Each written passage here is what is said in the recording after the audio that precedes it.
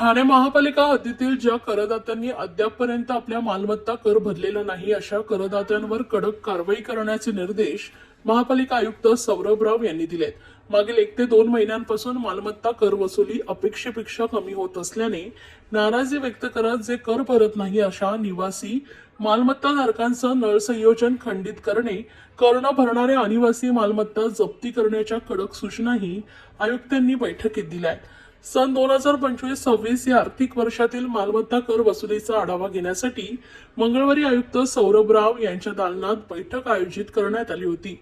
या बैठकीस अतिरिक्त आयुक्त प्रशांत रोडे, उपायुक्त जी गोदेपुरे, उपायुक्त मिताली संचेती तसेच सहाय्यक आयुक्त व संबंधित अधिकारी उपस्थित होते. मागील 1 ते 2 महिन्यांपासून मालमत्ता कराची वसुली अपेक्षेपेक्षा कमी होत असल्याने आयुक्तांनी तीव्र शब्दात नाराजी व्यक्त केली. ज्या करदात्यांनी अद्याप मालमत्ता कर भरलेला नाही त्यांच्यावर तत्काळ जप्ती वॉरंट बजावणे, नळ संयोजन खंडित करून पाणी पुरवठा बंद करणे, नळ जोडणी व इतर सेवा खंडित करण्याचे स्पष्ट निर्देश आयुक्तांनी दिले. अनिवासी मालमत्ताबाबत विशेष मोहीम सुरू करण्यात आली असून 10 फेब्रुवारीपर्यंत ही मोहीम सुरू राहणार आहे. या मोहिमेत अनिवासी मालमत्ता धारकांवर जप्ती व सील करण्याची कडक कारवाई करण्याचे आदेश आयुक्तांनी सर्व सहाय्यक आयुक्त व परिमंडळ उपायुक्तांना दिले.